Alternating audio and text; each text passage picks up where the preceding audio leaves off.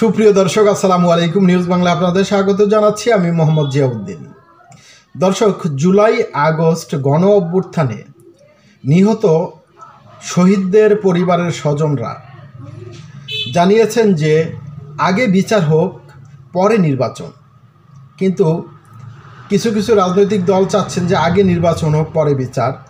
আবার কোনো রাজনৈতিক দল চাচ্ছেন যে আগে বিচার হোক, পরে নির্বাচন। কিন্তু গণ অভ্যুত্থানে গণহত্যায় যারা শহীদ হয়েছেন তাদের স্বজনরা চাচ্ছেন আগে বিচার হোক, কারণ তারা শঙ্কা প্রকাশ করছেন যে যদি নির্বাচন আগে হয়, নির্বাচন পরবর্তী সময় বিচার নাও হতে পারে।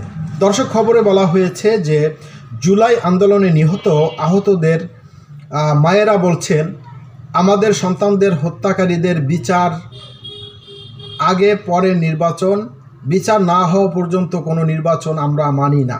তারা বলেন যে আওয়ামী লীগ জুলাই আগস্টে গণহত্যা চালিয়েছে, সেই আওয়ামী লীগ বাংলাদেশের রাজনীতি করার কোনো অধিকার রাখে না। গণহত্যায় জড়িত সবাইকে গ্রেপ্তার ও হত্যাকারীদের রাজনীতি নিষিদ্ধের দাবিতে শনিবার বিকালে যাত্রাবাড়ি থানার সামনে জুলাই মঞ্চের উদ্যোগে শহীদি মার্চ সভায় তারা এ দাবি করেন। মায়েরা কান্না জড়িত কণ্ঠে বলেন, আমাদের বুক খালি হয়েছে, আমরা বুঝি কত বেদনা দুঃখ বুকে ধারণ করছি। তারা বলেন, জুলাই অভ্যুত্থানে যে নৃশংস হত্যাকাণ্ড ঘটানো হয়েছে তার মধ্যে পুলিশ, র্যাব ও বিজিবি সদস্যরা জড়িত রয়েছে। তারা গুলি করেছে। সব পুলিশ সদস্যরা দায়ী সেটা আমরা বলছি না। আমরা বারবার বলছি, যারা সুনির্দিষ্ট অপরাধের সঙ্গে জড়িত তাদের চিহ্নিত করে বিচারের মুখোমুখি করতে হবে।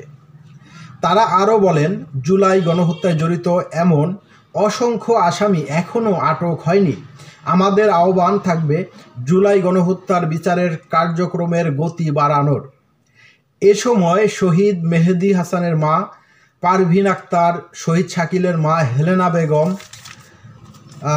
আহত নিয়াজ মোর্শেদের মা ফিরোজা বেগম, সাজ্জাদ হোসেনের মা জোসনা বেগম, মিজান শিকদারের স্ত্রী শাহিনা বেগম বক্তব্য দেন।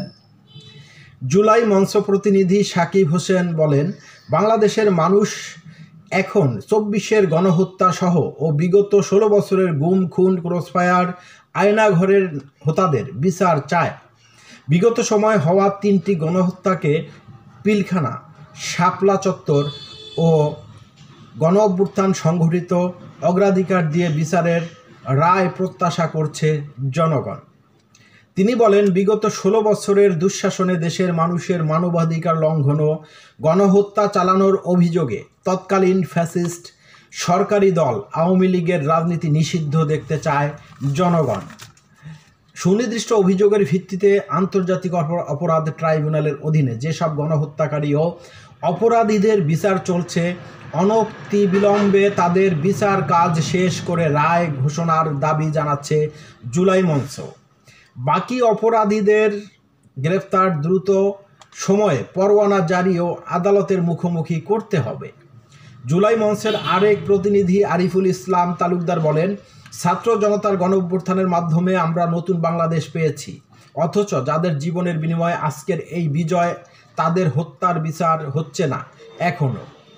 আমাদের দাবি পূরণ না হওয়া পর্যন্ত আমাদের কর্মসূচি চলবে। সামনে আরও কঠোর কর্মসূচি দেবে জুলাই মঞ্চ।